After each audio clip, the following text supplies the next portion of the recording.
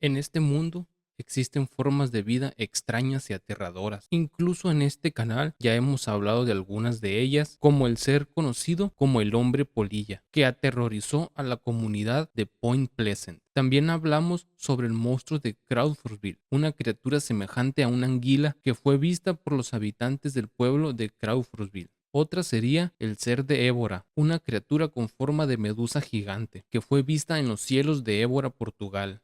Todas ellas son criaturas sumamente aterradoras y extrañas, y dado los lugares en donde fueron vistas, podríamos pensar que los avistamientos de estas criaturas están ligados a lugares amplios como el infinito cielo azul, las montañas o algún páramo desolado. Pero ¿qué sucede cuando el terror originado por uno de estos organismos se encuentra confinado a una pequeña habitación del segundo piso de un pintoresco edificio? Y es que durante los siglos XVIII y XIX, una misteriosa criatura causaría el terror de las personas al provocar el fallecimiento de dos hombres en circunstancias misteriosas dentro de esa pequeña y solitaria habitación. Esta noche hablaremos de la cosa sin nombre de Berkeley Square.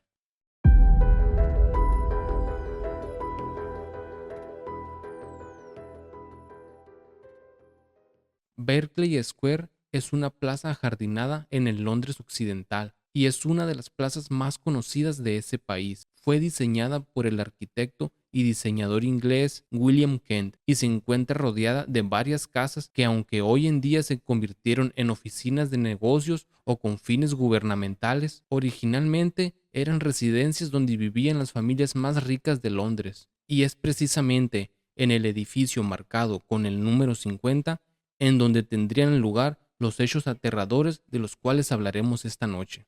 Aunque no se sabe exactamente cuándo el edificio comenzó a obtener su mala fama de endemoniado y embrujado, parece ser que ocurrió a finales del siglo XVIII. Pero los informes de avistamientos extraños y la aparición de un ser aterrador comenzaron a intensificarse en el siguiente siglo por el año de 1839. Fueron tantos los sucesos ocurridos en ese edificio que los periódicos comenzaron a publicar informes sobre aquel lugar calificándolo de perturbador, embrujado y demoníaco.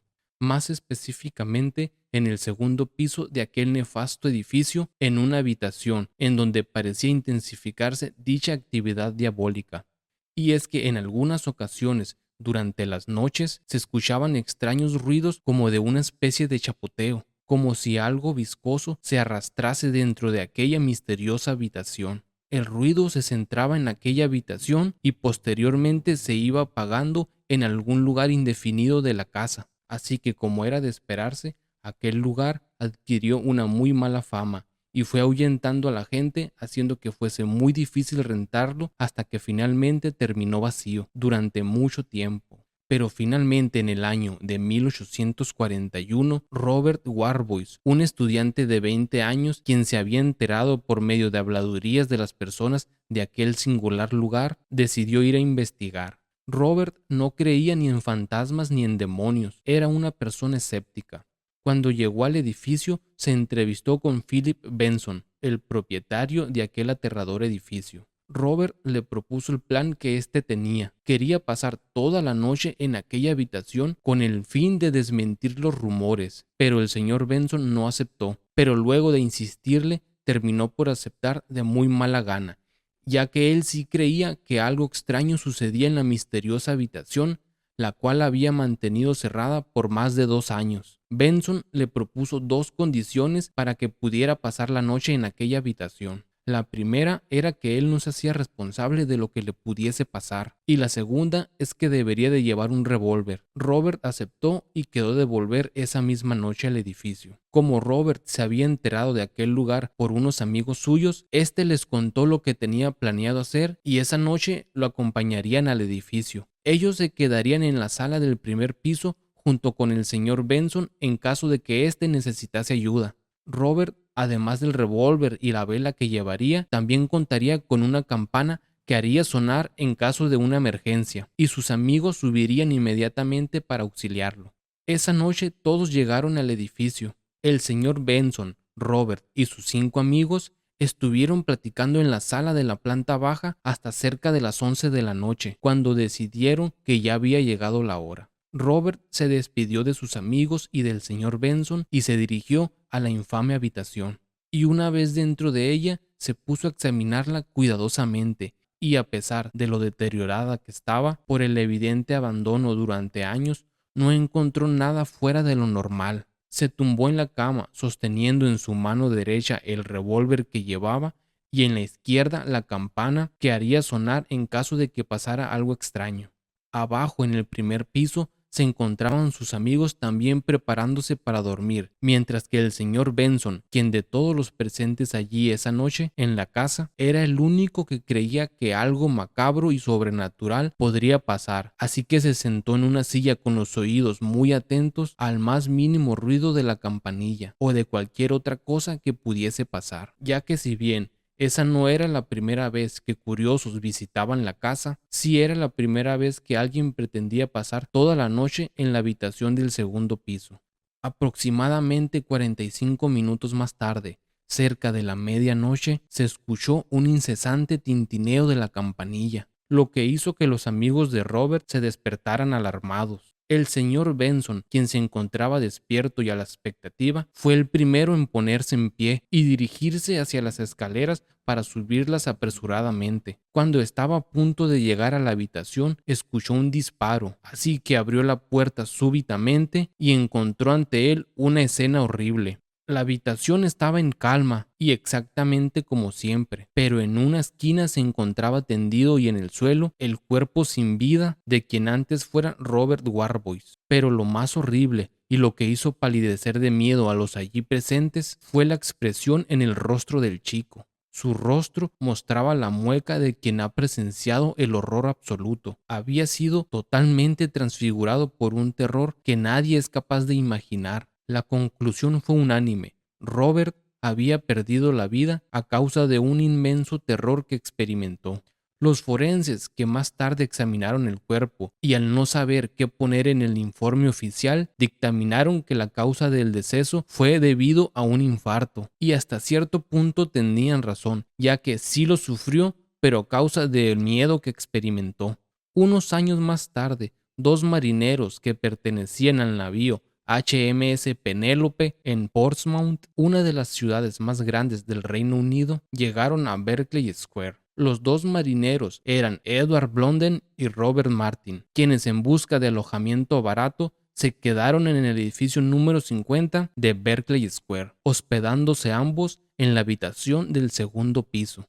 Los dos marineros, cansados de las faenas diarias, se acostaron en sus respectivas camas e inmediatamente se quedaron dormidos. Más o menos una hora después de quedarse dormidos, Edward despertó a causa de un extraño sonido que provenía de la habitación en donde se encontraban. Era como una especie de chapoteo. Edward enfocó su mirada en el piso y, a pesar de las tinieblas que envolvían la habitación, pudo ver una extraña masa gris que se arrastraba por el suelo. Edward despertó a Martin a la vez que tomaba su arma, pero en ese preciso momento, aquella extraña masa gris saltó sobre su cuello. Martin, que ya había despertado, solo pudo vislumbrar una extraña masa gris sobre la cara de su amigo, así que, presa del pánico, lo único que éste pudo hacer es salir corriendo en busca de ayuda. Ya fuera del edificio se encontró con un policía que en ese momento se encontraba dando su ronda, y ambos volvieron al edificio. Pero cuando volvieron a la habitación,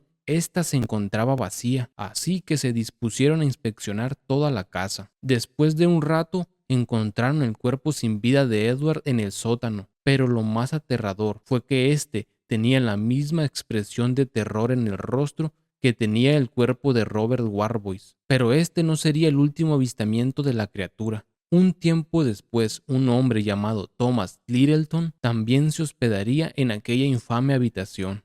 Unos momentos antes de dormirse, pudo ver cómo una extraña masa gris reptaba por el suelo hacia él, pero esta vez logró dispararle, y aunque estaba seguro de haberle acertado, no pudo encontrar el cuerpo de aquella cosa por ningún lado. Thomas sería la primera persona que pudo dar una descripción un poco más detallada de la criatura. Además, también hay que tener en cuenta que fue el único que pudo sobreponerse a la impresión ante tal ser y lograr salir con vida. Según Thomas, la criatura tenía la forma de un pulpo, ya que contaba con lo que parecían ser tentáculos. Además, contaba con lo que parecían ser una especie de dientes en forma de gancho.